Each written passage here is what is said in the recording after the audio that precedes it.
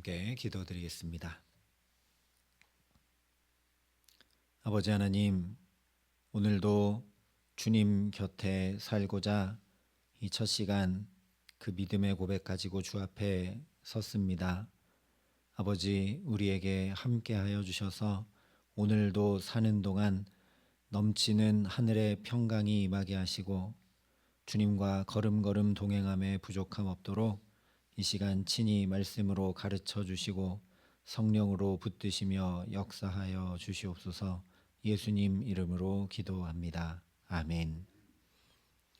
오늘 우리에게 주시는 하나님 말씀은 사무엘상 14장 47절부터 52절의 말씀입니다.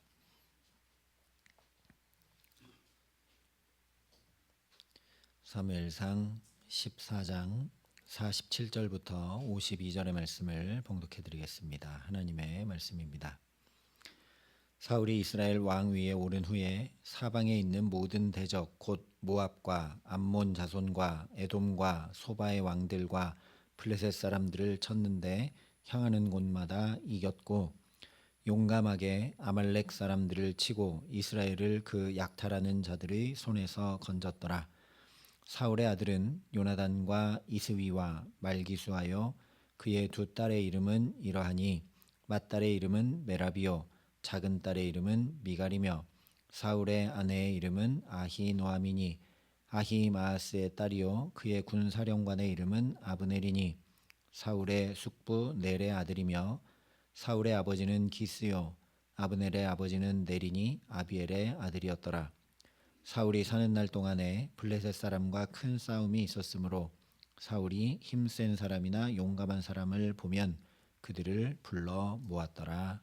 아멘.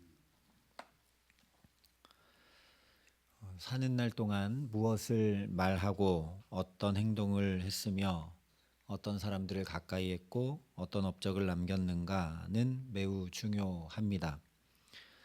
그가 살아온 삶 또 남겨둔 삶이 곧 그의 모습이고 그 사람 자체이기 때문에 그렇죠.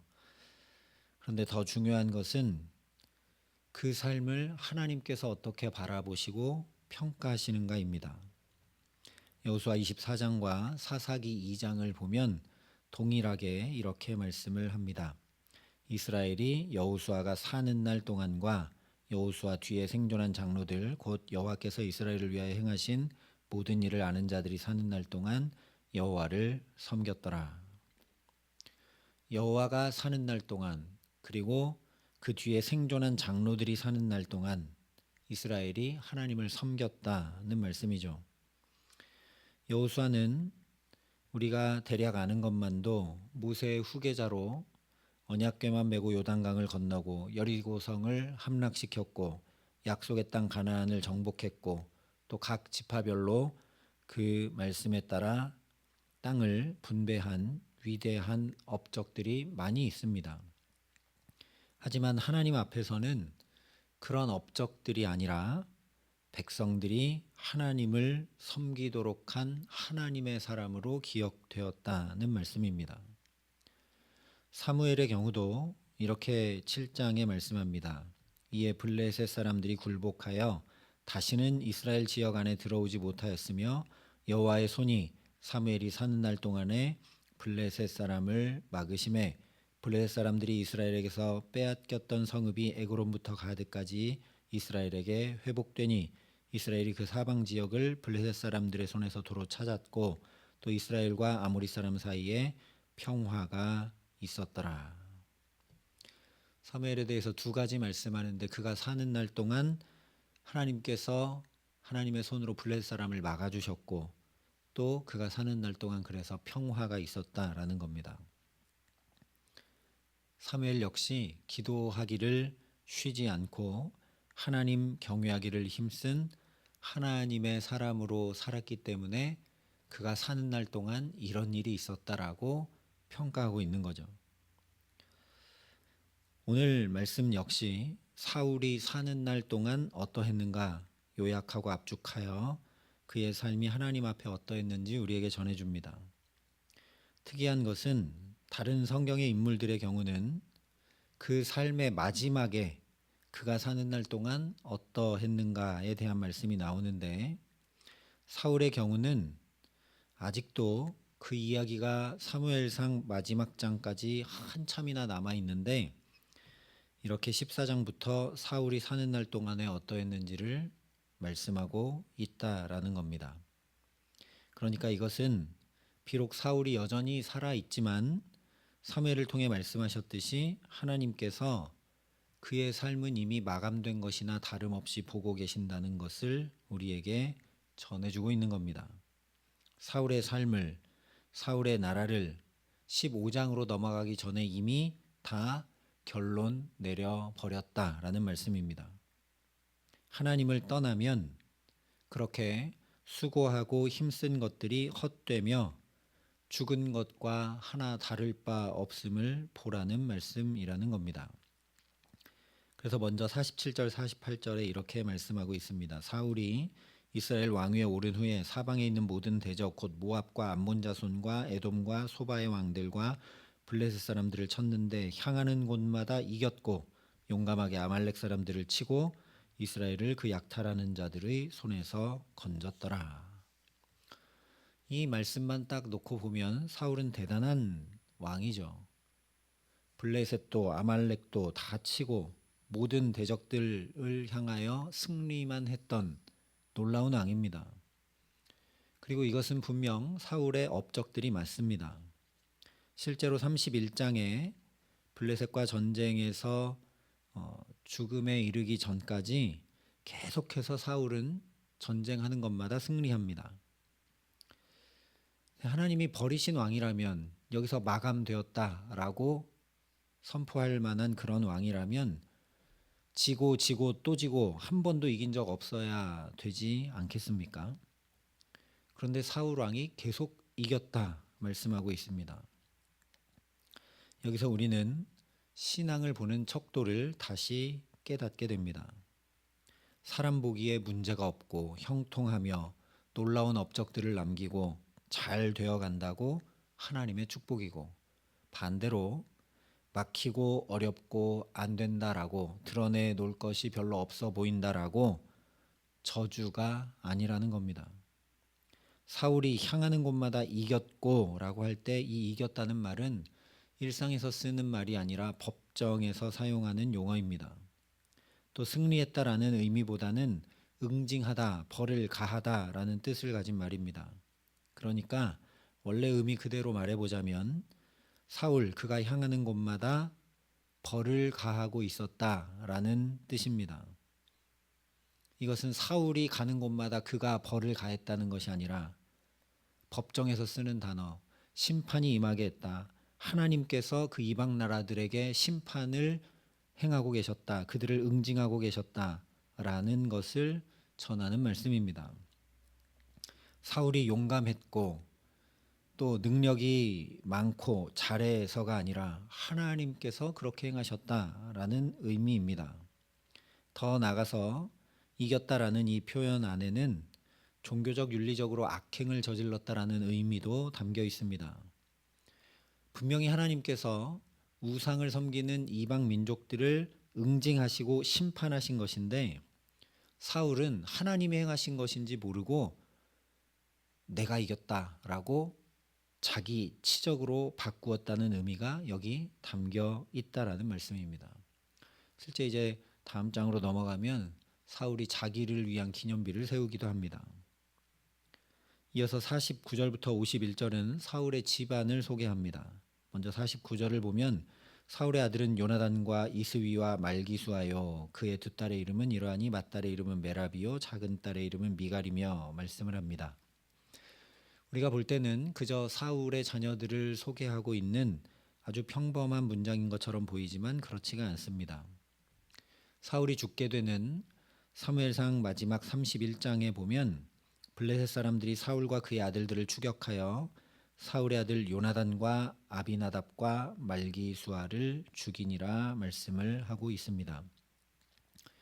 오늘 사울의 자녀들의 이 명단과 비교해 보면 정확하게 사울과 그의 죽은 아들들만 기록하고 있다는 걸 알게 됩니다. 나중에 사울이 죽은 다음에 사울의 아들 중에 이스보셋이라는 아들이 자기가 스스로 이스라엘의 왕이 되겠다고 나섭니다. 내가 왕자니까 왕이 되겠다. 그런데 이 이스보셋은 지금 여기에 기록되지 않죠. 일부러 안 썼습니다. 죽은 아들들의 이름들만 일부러 기록하면서 엘리 집안과 같이 사울의 집안이 망한 집안이다라는 걸 보여주고 있는 겁니다. 또 50절 51절에 보면 사울의 아내의 이름은 아히노아미니 아히마아스의 딸이요 그의 군사령관의 이름은 아브넬이니 사울의 숙부 넬의 아들이며 사울의 아버지는 기스요 아브넬의 아버지는 넬이니 아비엘의 아들이었더라 말씀합니다. 우리가 볼 때 좀 가족들의 관계에 대해서 얘기하고 있는데 복잡해 보이고 뭐 누가 누군지 잘 알기 어려운데 한마디로 요약해 보면 사울이 집안 사람 아주 가까운 친족인 숙부의 아들을 군사령관 삼았다는 겁니다. 친족 문제에서 깨끗하지 못한 권력은 부패할 수밖에 없는 것을 오늘날도 우리가 분명히 확인합니다. 마찬가지로 사울의 삶이 이스라엘 백성들을 섬기는 하나님의 종으로 산 것이 아니라 사리사욕과 부정부패로 얼룩져 있었다라는 것을 단적으로 보여주고 있는 겁니다. 그리고 마지막으로 52절에 사울이 사는 날 동안에 블레셋 사람과 큰 싸움이 있었으므로 사울이 힘센 사람이나 용감한 사람을 보면 그들을 불러 모았더라 말씀하며 마칩니다. 47절에 말씀한 것처럼 하나님은 사울이 사는 날 동안 계속 승리를 주셨습니다. 그런데 사울은 자기에게 그 놀라운 승리들을 계속해서 베풀어 주시는 하나님의 은혜를 전혀 깨달아 알지 못하고 힘센 사람이 나타나면 용감한 사람이 있으면 그들을 계속 불러 모았다라는 거죠. 그것도 한두 번 그런 게 아니라 평생 사는 날 동안 계속 그랬다는 겁니다. 언제 이 승리가 패배로 바뀔지 모르는 그 두려움에 사울이 지배당하는 그런 삶 살았다라는 거죠. 평생 동안. 한마디로 사울에게는 전쟁에 이겼는지 몰라도 그에게는 평화가 아무것도 없었다라는 겁니다. 우리로 얘기하면 돈도 많고 명예도 있고 인맥도 풍성하고 또 유익도 누리고 그랬는지 모르지만 그에게는 평화는 하나도 없고 평생 그는 그런 것들만 의지하고 추구했다라는 겁니다. 왜냐? 이런 것들이 없으면 돈도 없고 명예도 없고 또 내 곁에 함께 해줄 용감한 그런 사람들도 없고 그러면 어떻게 살까 하는 그런 것이 없으면 도저히 안 되는 그 불안, 전전긍긍함이 늘 사울에게 있었다라는 겁니다. 얼마나 평생 피곤했겠습니까? 실제 우리가 알고 있는 대로 다윗 쫓아다니느라고 너무나 피곤한 삶을 사울이 살아가죠. 그래서 언제 왕위가 뺏길지 모르는 그 불안과 염려와 근심 가운데 평화는 하나도 없고 결국 전장에서 싸우다 죽게 됩니다. 사울이 사는 날 동안 분명 이스라엘 왕으로 살았습니다. 권력과 명예와 부가 있었고 그를 호위하는 힘세고 용감한 사람들이 있었는지 모르지만 실상은 피곤하기 그지없고 평강은 전혀 찾아볼 수 없는 불쌍한 삶을 살았다라는 겁니다. 우리는 사는 날 동안 어떤 모습일까요? 하나님 앞에서만 우리 모습을 분명하게 조명해 볼 수 있습니다. 겉으로 그냥 인간 보기에 보면 사울은 복된 삶입니다.